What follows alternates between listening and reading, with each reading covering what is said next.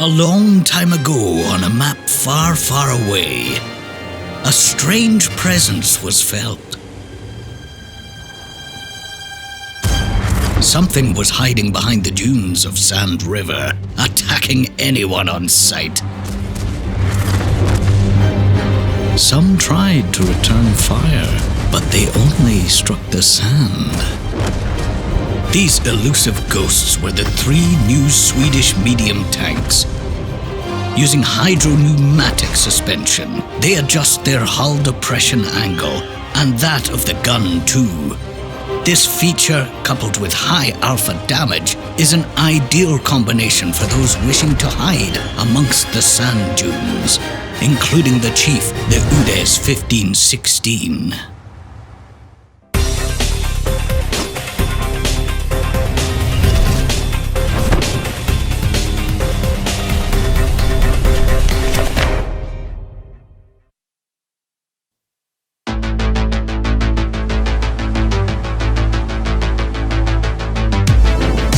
The first thought that comes to mind when looking at the UDES 1516 is that it's come from outer space. Very unlike conventional tanks.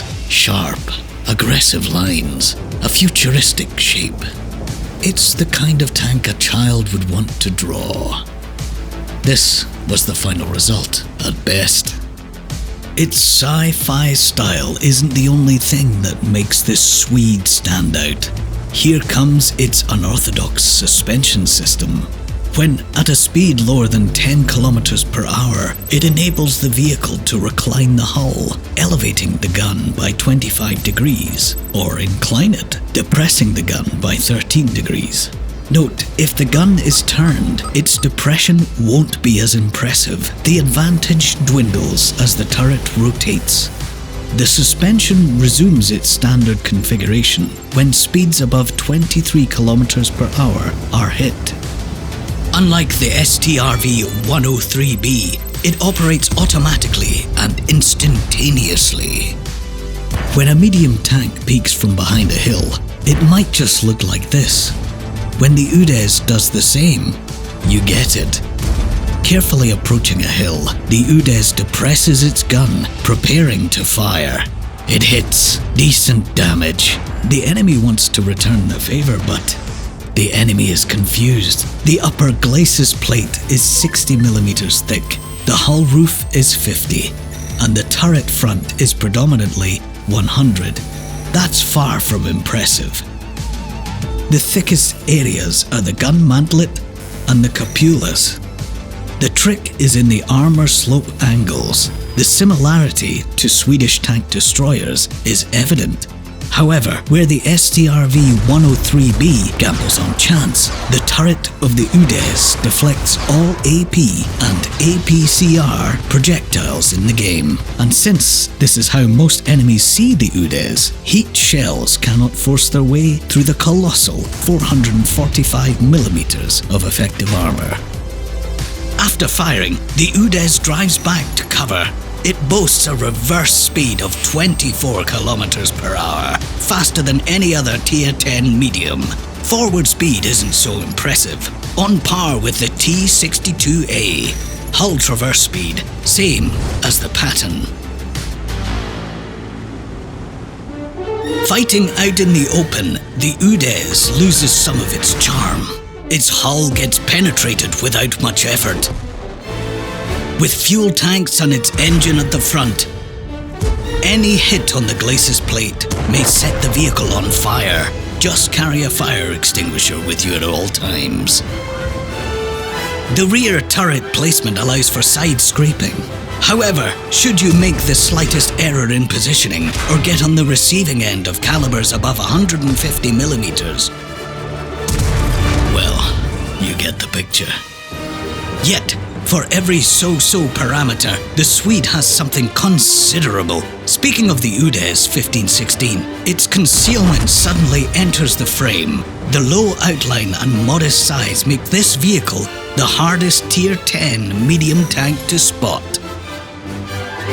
Unsurprisingly, it's not the greatest of scouts as its base view range is 390 meters. To spot an enemy, the Swede has to drive closer than, say, the pattern, and it can do so undetected. Even better, a moving UDES is harder to spot than the static American giant. For the Swede, it's important to realize that you're the one to shoot first, no matter what.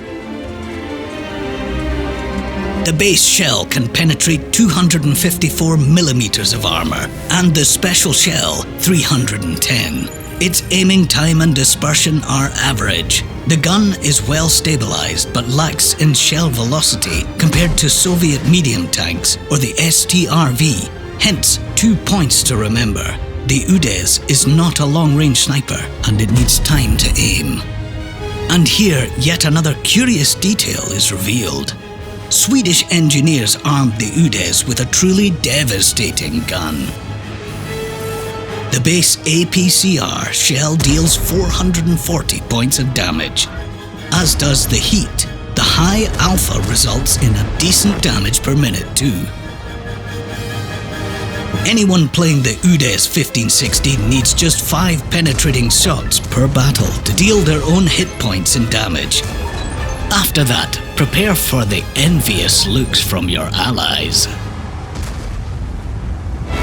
It reloads slower than Soviet medium tanks, but the UDES has its own benefit here. For example, the Object 140 has to keep firing at all times to maintain its DPM, whereas the Swede has about 8 seconds free to change its firing position. The UDES 1516 will act differently depending on the map.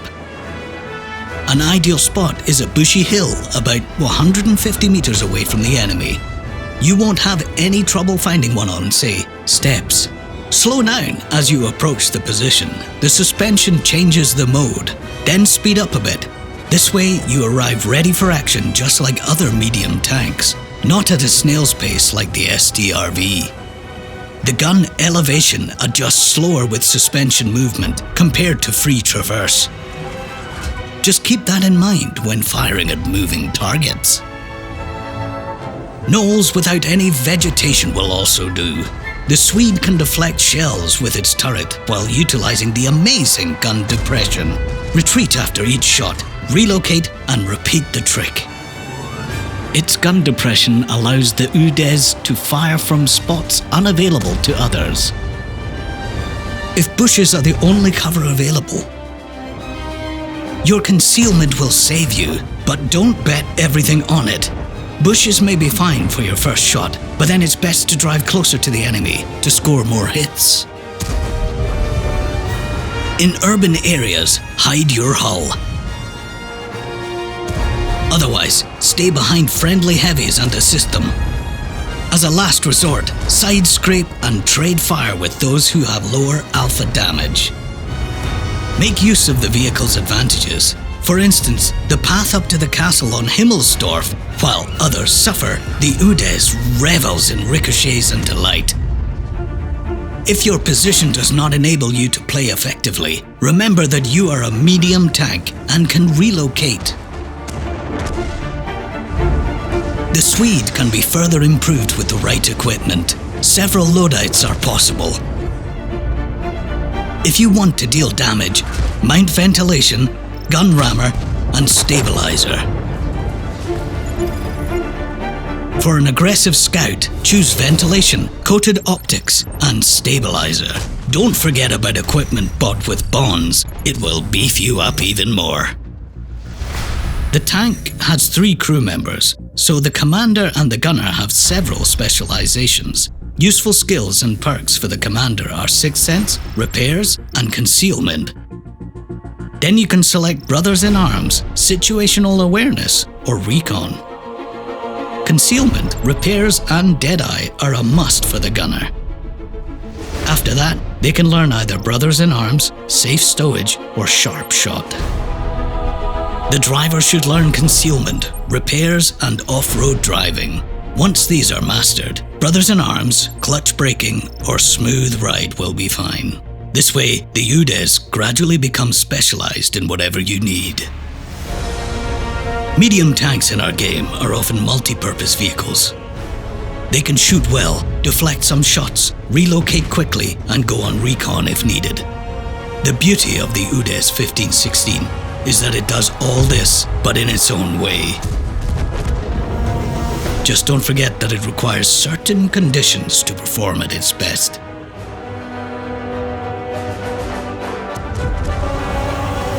It's nice to have the damage of a heavy tank in a medium, don't you think? When you can chomp 500 hit points off your target, the other mediums become envious.